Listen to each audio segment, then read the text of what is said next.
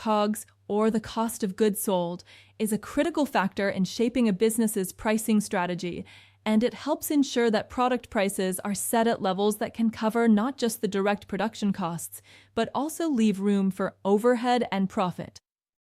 When setting the price of a product, businesses need to take into account the direct costs involved in making that product, whether it's raw materials, labor, or manufacturing. If the cost to produce an item is $10, simply marking it up by a fixed amount might not account for the other essential expenses involved in running a business, like marketing, distribution, or utilities. This is where COGS becomes fundamental. It provides a clear view of the baseline cost, helping businesses price their products properly. For example, if your direct cost for producing a product is $15, setting a selling price of $20 might seem like it would provide a profit. But without factoring in overhead costs such as rent, salaries, or marketing, your business could be operating at a loss. Understanding COGS enables you to price the product in a way that ensures you're covering all your costs while achieving a sustainable profit margin. But pricing isn't just about covering costs, it's also about positioning your products in the market. COGS can give you valuable insight into how you stack up against your competitors. For example, if your COGS is significantly higher than that of a competitor offering a similar product, it may indicate inefficiencies or higher input costs. Are you paying more for materials or using more expensive labor? This information allows you to identify areas where you can improve. Maybe you can negotiate better deals with suppliers or rethink your production process to reduce waste. By addressing these inefficiencies, you can lower your COGS and, as a result, offer more competitive pricing without compromising on your profit margins.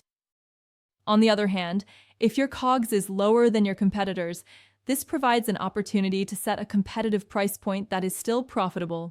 If your direct costs are $8 per product while your competitor's COGS is $15, you could choose to undercut them on price and attract more customers, all while keeping a healthy profit margin.